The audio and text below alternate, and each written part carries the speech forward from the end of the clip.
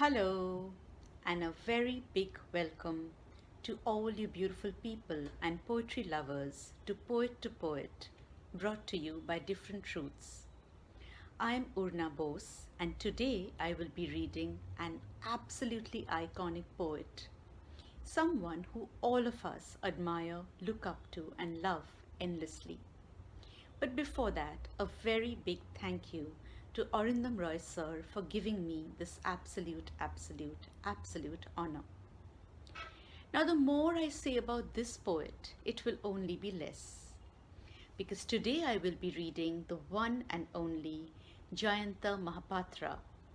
And I can't even begin to tell you all what this means for me.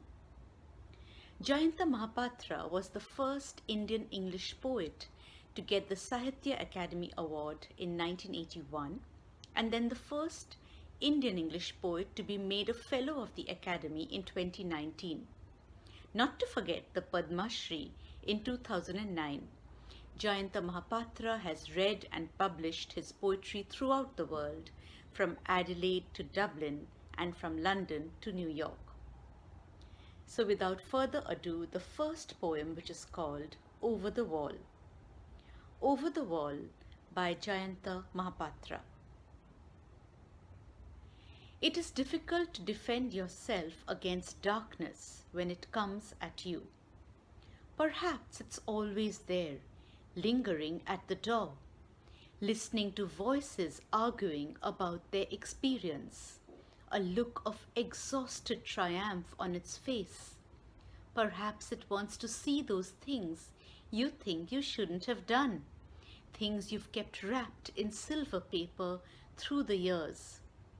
It's not the darkness a child is usually afraid of.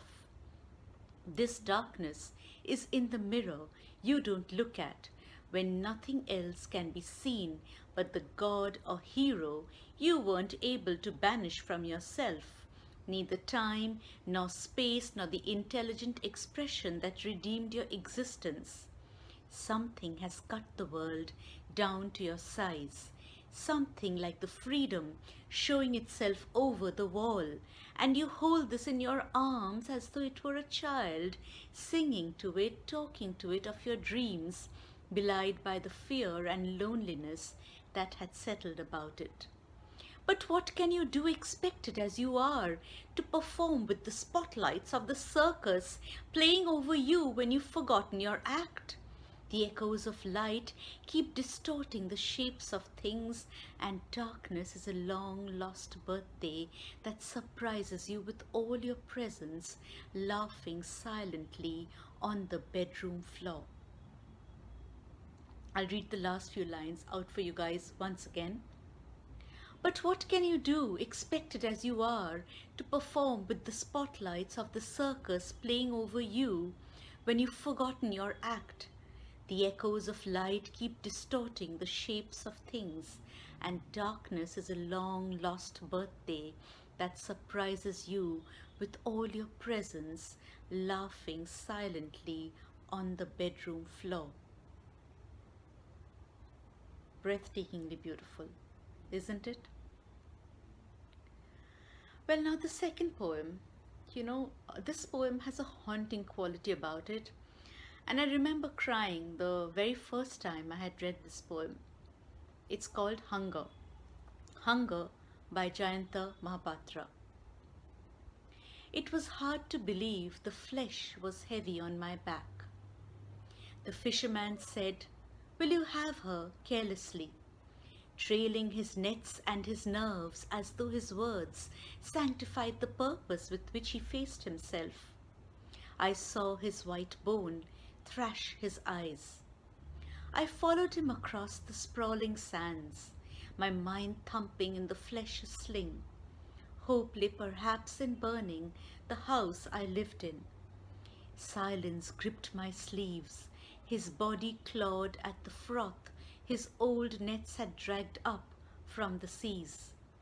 In the flickering dark, his shack opened like a wound.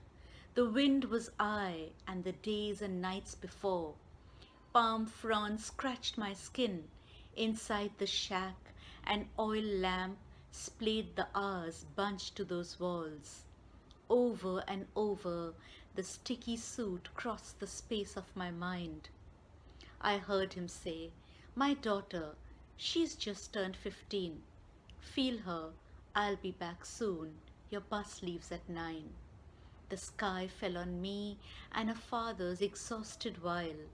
Long and lean, her ears were cold as rubber. She opened her wormy legs wide. I felt the hunger there, the other one, the fish, slithering, turning inside. I'll read the last few lines out for you guys once again. I heard him say, "My daughter, she's just turned 15. Feel her. I'll be back soon. Your bus leaves at 9." The sky fell on me and the father's exhausted while. Long and lean, her ears were cold as rubber.